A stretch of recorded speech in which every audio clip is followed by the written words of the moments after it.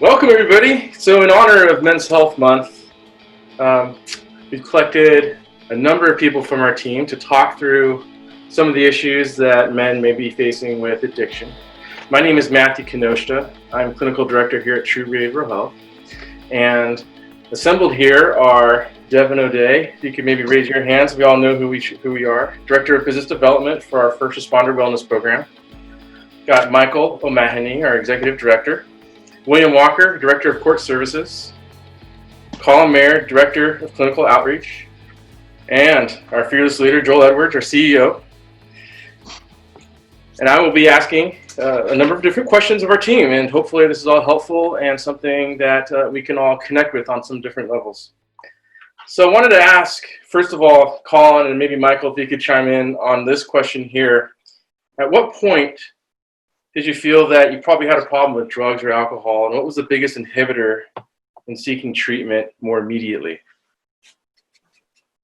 Colin, do you want to step into that one first? Yeah, I'll go ahead. Thank you, Matthew. Colin, Maher.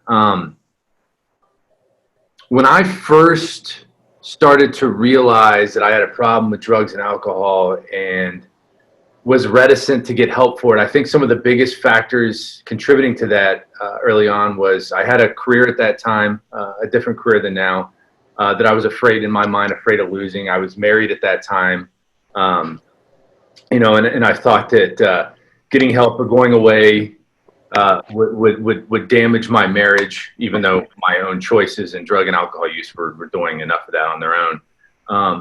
I had these conceptions in my mind of what treatment entailed that were based off of what I saw on TV and movies, not on any, they weren't grounded in fact. And I was afraid to change. I was afraid of, well, how would I live life and have fun without drugs and alcohol? I didn't know how to do any of that stuff. The things I was afraid of were based off of fabrications in my mind, but not on any actual real experience. And the truth couldn't have been more different. Thank you, Colin. Michael, is there anything that comes to mind for you when that question's posed? Like, what was preventing you from maybe seeking treatment earlier than you did? I think I started to realize that I had an issue with alcohol probably as early as 11 or 12 when I hit middle school. Hanging out with friends that had older brothers and being introduced to alcohol and just seeing how I was using it as a coping mechanism to deal with underlying anxiety, social anxiety and fears of that nature. And then as I grew a little bit older and I was around 15, I remember, moving to harder alcohol, vodka, gin, things like that. And that was the first time that it really scared me, where I was having blackouts and personality changes, anger management issues. And I realized this is significant because it was such an important part of my life that I used for coping mechanisms. I just figured there was no way to navigate life without it. I had to figure out a way to keep alcohol in my life while minimizing the damage. And if that was at 15, I got sober at 37. So I spent 22 years trying to manage alcohol and minimize wreckage throughout my existence. And I think the biggest inhibitor in seeking treatment earlier, again, comes back to that fear. Like, I clung to the alcohol as like a necessary part of my coping mechanisms in my existence, that there was no way to imagine living life without it. And it wasn't until things became so unmanageable and I became so unhappy and other instances introduced themselves in my life that I was kind of forced to look at the change. So I think it was just my internal feelings of that this was a necessary thing that I needed in order to make it through life. Wow, great, thank you. Thank you for that. The next question I wanted to ask is I wanted to pose to William. I was really curious about what event or idea or concept made it possible for you to finally get to the point that asking for help made it okay, or was okay for you as a man. That's a great question. I believe that there was that moment in my life that there were no more plays, no more outs. no more options for me. This is a place I think that every addict will eventually get to. And it was something that, it was the thought of living my life without my addiction. It was unthinkable to me. I didn't know what that looked like because I had lived that life for so long. And even worse was the thought of living with it, because I knew I was that soon or helpless, hopeless drug addict that was going to die. And I had multiple events in my life that brought me to a place that was a bottom, and I had nowhere else to turn. I didn't have any other options for me. I had been in trouble with the law several times. I was losing everything around me. I lost custody of my son. I went through a divorce, and eventually I was incarcerated. And that's where my addiction took me. And it wasn't, I guess it wasn't so much that I just knew this. If I didn't get sober, I was going to die an addict. I wanted to invite Colin. It's a little bit of the same question, but I was kind of interested in if you had any different aspects of your experience that made it finally possible for you to reach that hand out for help. Thank you, Matthew. I mean, honestly, my experience was very similar to William's. I mean, situationally, what the environment I was in when I finally got sober was I was incarcerated. I was incarcerated for a good little while, and it took away my ability to kind of come and go as I could please to. But I had tried everything, I had tried everything that my mind could come up with, every shortcut, I'll do this, but I'm not going to do that. I had tried everything but what had been suggested to me in either previous treatment episodes or, by people who had been sober for longer periods of time. And, I mean, honestly, that kind of that ego being stripped away, that bottom. I mean, I hit a bottom essentially. Asking for help seemed okay because I didn't know what else to do. I realized that my self-sufficiency was insufficient. I had no other options. Got it. Thank you for that. I wanted to ask this next question of Devin. Is this number 3? Yeah. I traded this to Michael. You gave some Michael. Okay. Michael, if you could be so kind as to talk a little bit about this next question. I was really interested in trying to understand how admitting and acknowledging the need for help affected some of the relationships, the people that are really important to you. What were some of the things that how did they respond as you were reaching out and asking for that help when you finally got to that point? I think, my family was an integral part in helping me get into treatment. I'd done some family therapy with my brothers and my mother at the time. And I think admitting and acknowledging the need for help initially made me feel less than, right? Nobody really wants to admit that they can't navigate life or be successful in whatever shape that takes on their own, right? That, like, building off of what Colin said, that bottoming out where you're just struggling and you're grinding it out and you're bottom feeding and you're just trying to make it work day to day and you continue to struggle. It's difficult to admit to the people that you care about that you can't do it. And as difficult as it is to admit to others, I think it's harder to admit to yourself, right? You have that ego, you have that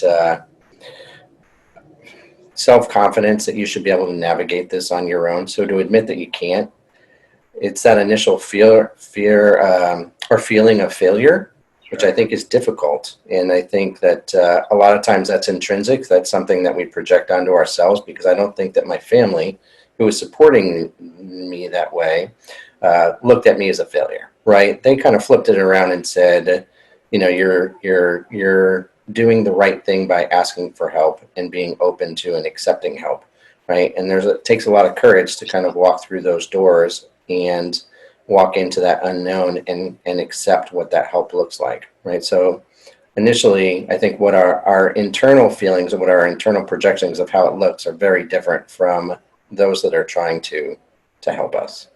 Yeah, thank you. Thank you, Michael. Next question I wanted to ask Joel for some of your input on this. What are some of the lesser known risk factors that might be unique or, in your experience, at least more common in working with men in addiction?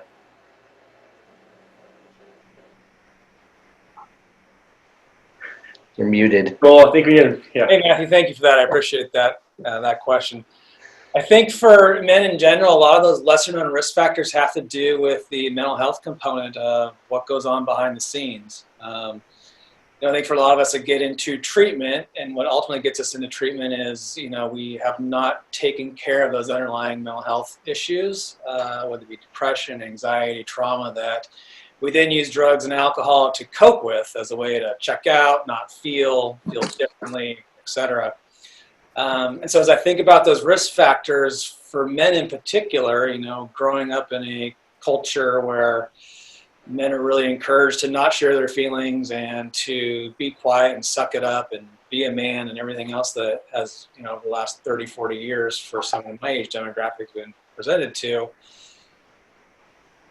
drugs and alcohol wind up working to help with that. So I really think at the end of the day, there's that trauma piece, and there's the undiagnosed or kind of untreated anxiety and depression where we feel like we can do it all, to Michael's point, but then at the end of the day, it comes crashing down around us. Got it. Thank you. Thank you. Devin, I think I got the next one for you. All right.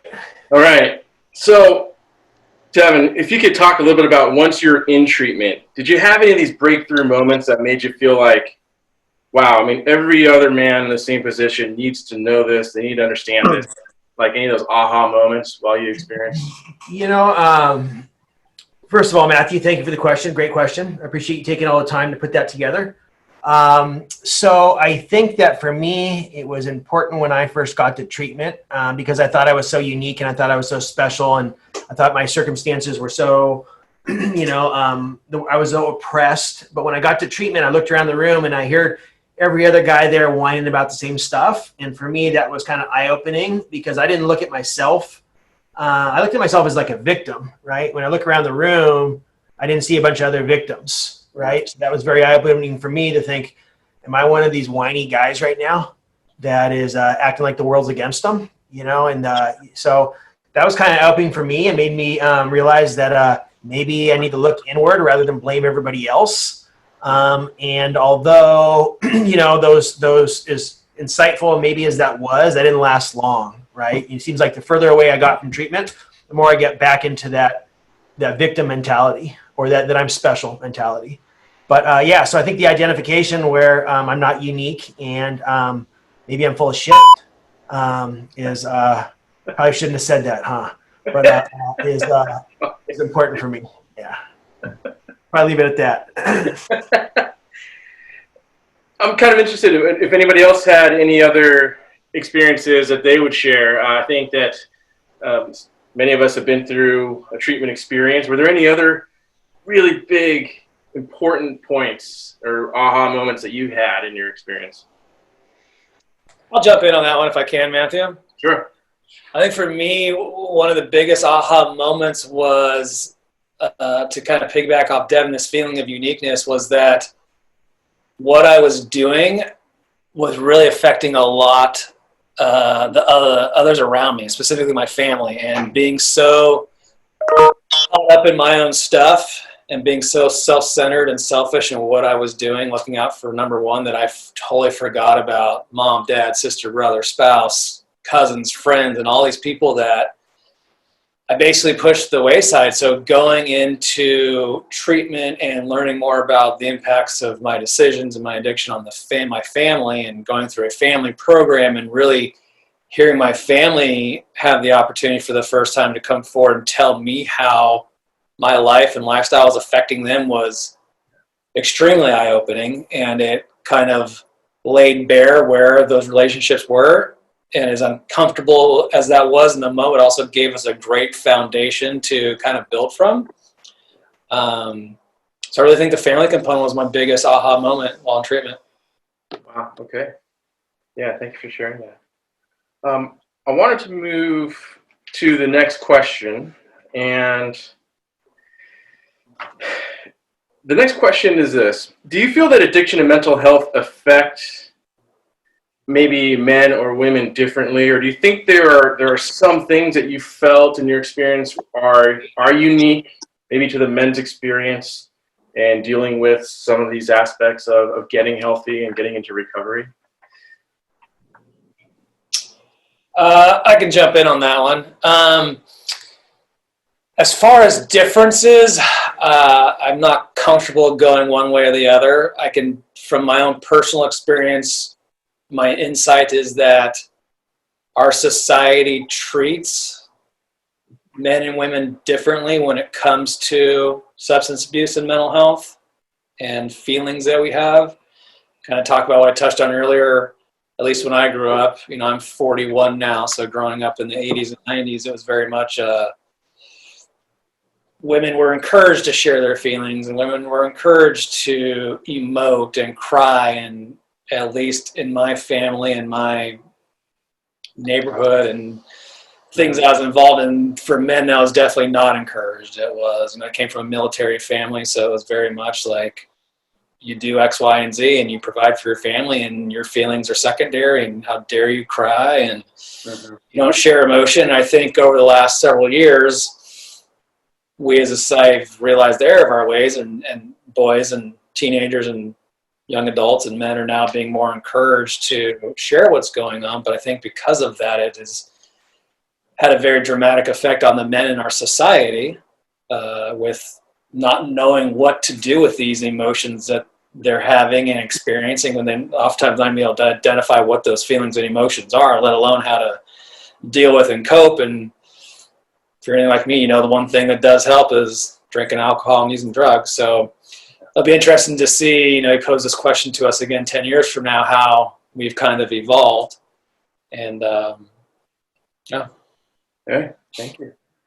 I wanted to throw this question at William and Colin, if you guys might be able to respond to this question. But I was really interested in what you guys do, post-treatment in order to stay really committed to your own health and well-being. I mean, I always describe to the clients that I work with as recovery being like a practice. You gotta have things in your life that are fulfilling. But if you guys could talk a little bit about what kind of keeps you going and really committed to your ongoing recovery.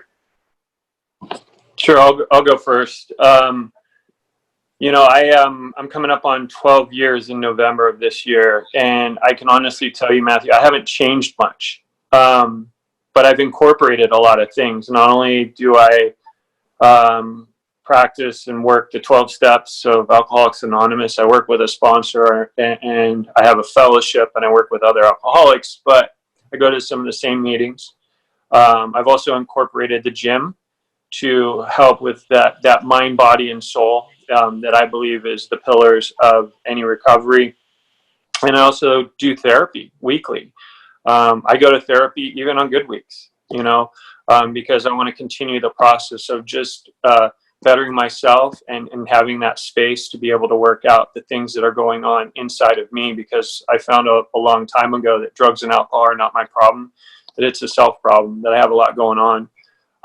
And the things that I do and that I've incorporated into my recovery are the things that I need to be able to live out this blessed life that I have.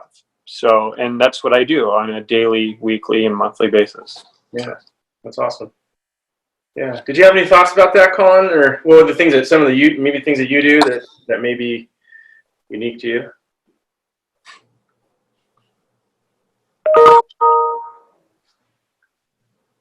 Colin, I think you might have yourself Muted. Thank you. Similar to William, I mean, I have a similar routine. I'm also a member of a 12-step program, and so that includes regular meetings and working with a sponsor and working with newcomers. My own personal spiritual growth that is attached to that recovery program. I'm not a religious guy by any means, but I have my own higher power beliefs that I am constantly trying to explore and expand, and with that, that accountability that comes with that, and the purpose it gives me in my life, it's very important. I've become pretty physically active in sobriety. I mean, I was a pretty physically active guy when I was younger, and then in my addiction, that didn't really have much of a purpose. I didn't really have time for that kind of stuff. So taking care of myself physically, I try to eat better. I try. I don't always succeed. I do love food. And then I think a big one for me is really the two biggest ones would be the people I surround myself with. My fellowship, whether that's other people that are sober, that I've met in sobriety, that are walking the same path as well, or people that I've just met through daily living. I try to surround myself with positive, like-minded people who are trying to get the most out of life. When I was a younger guy, especially in addiction, I generally surrounded myself with people who were living the same kind of life I was. Maybe they made me feel better about myself because they were doing the same kind of dirt. So I try to surround myself with inspiring and positive people. And hobbies and interests, positive hobbies, interests, and pursuits, things that make me feel fulfilled and inspired, that's about it. Thank you. The next question I wanted to ask Joel and actually Michael, if you might want to chime in on this. I wanted to know if you have experienced any unexpected health benefits or just, feelings of wellness as you are in your recovery and sobriety. Anything that maybe you didn't expect that has been really positive. Sure, I'll step in on this one. I got sober at 29. When I was 29, I had luscious brown hair. And then as soon as I got sober, I started getting gray hair. And it's been coming in ever since. I'm not sure if that's an unexpected benefit or what, but it definitely was unexpected. But in all seriousness, I think for me, kind of piggybacking off William and Colin, was this kind of reintroduction into my physical wellness and health. And because I spent so much time drinking and using to avoid, I had to fill that time with more healthy endeavors. And so working out, running, exercise, and taking time for self-care started to fulfill those needs. Then, unbeknownst at the time, but now I've learned, it also helps me to process through my day. It helps me to relieve anxiety. It helps me to work out problems in my head. It helps me to do stress relief. And, I'm able to carve out time for myself to do those things, to literally by myself, which is nice and relaxing, but also from a fellowship standpoint, being able to go for a bike ride with some friends or go for a hike or do something out in nature is very rewarding. And those are things that, worked for me as a young child. But once I started using, junior high school, college, 20s, like all that stuff went by the wayside. It was no longer important. And being re-engaged in that is a huge part of my recovery now. That's great. Yeah, I think the unexpected health benefits permeate through all aspects of life. Like when I went into treatment, I was physically and spiritually and mentally just run down. It was so exhausting trying to maintain the life that I was living, and I was just so tired all the time. And all my energy was focused into trying to keep the facade going, right? It's kind of like a duck paddling on the water. Look calm on the top, but underneath, just trying to keep the illusion going. And the physical health benefits came back quickly because all that time I spent trying to exist, I could target into replacing poor habits with healthy new habits. So physically, the health benefits were manifested quickly. And then the mental health benefits, the unexpected benefits are through all aspects of my life. I was completely alone, even though I was surrounded by family and friends that wanted to help, but I felt completely alone, and I wasn't open to having those types of relationships. And, getting sober at 37 now, 12 years later, I have a beautiful wife. I have 2 beautiful sons that are 2 years old and 6 months old. And the life that I have now is not something I would have dared to imagine for 12 years ago, when I just couldn't figure out how to make it through to the next day. So I think physically, mentally, the difference in your physical, mental health is just, it's immeasurable. Wow, that's awesome. Thank you both. Thank you both for sharing that. Well, the next question I have, I really wanted to ask Devin, because I think you probably have a really good response to this. But as a man, what's the first thing you'd say to other men that might need help, but just might not be ready to acknowledge it yet? What would you say to that guy? I would say that I get it. Uh-huh. I understand. I too felt the need to burn it all down and not take anyone's help, and put everything I own in a backpack and walk down Newport Boulevard as well. So I can relate to that. My hope for you would be that maybe you can take some help before you lose it all. When I talk to people, I often tell them I'd lose everything. It doesn't mean you necessarily have to. I certainly understand the need to figure it out on your own, but the help's here if you want it. So I would say, hey, we're here when you're ready, and it works if you work it. Awesome. And this is the last question I have, and I really would love to hear, if any of you guys want to jump in on this one. But what is really the best advice or the wisdom that you could share with other men who may not need help yet, but are still somewhat at risk? Somebody you might be thinking about or worried is really, needing to take that step. I'll go ahead and jump in. Yeah. I think the biggest piece of advice for that person or man out there that's almost in that pre-contemplative state of, do I have a problem or not, is if you're even questioning it, there's something going on. And it's completely okay to ask for support. Support is not a sign of weakness. As Devin said, you don't have to get to the point that any of us got to, and there's plenty of people out there that are able to change their lives around without treatment and all that.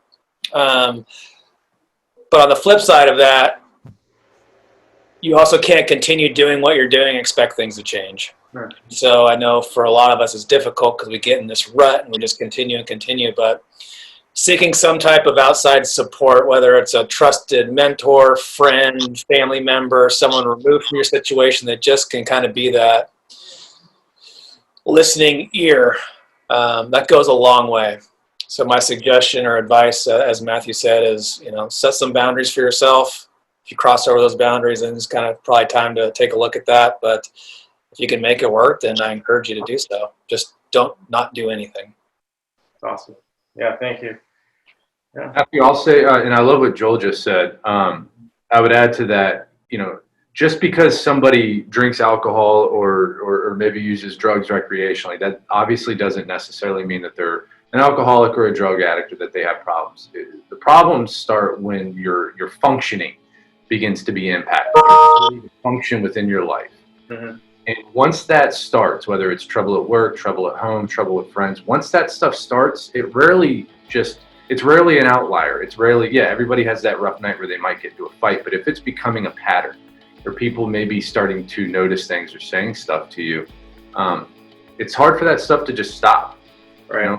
Unfortunately, once that stuff starts, it rarely stops. It's like it has a snowball effect, and people that wake up, every day that are struggling with addiction, they didn't just wake up one day, burdened with addiction. It was a process that began years earlier and slowly developed over time, So just keep an eye on this stuff. And if you start to question whether you may have a problem or not, you probably have your answer. All right. Yeah. Well said. Okay.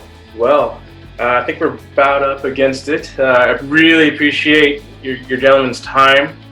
Hopefully for anybody that checks this out, hopefully some of this feedback or some of these ideas were really helpful. And like always, stay safe, everybody try to take care of each other, and we'll see everybody later. Any other last words from any of you gentlemen online? Thank you, Matthew. Appreciate it. Yeah, thank you, Matthew. Matthew. Thanks for putting it together, Matt. Yes. Bye, guys. Matthew? Matthew? Have we been wearing our masks for this? I'm socially distanced. All right. We're beyond that, Devin. Okay, see you guys.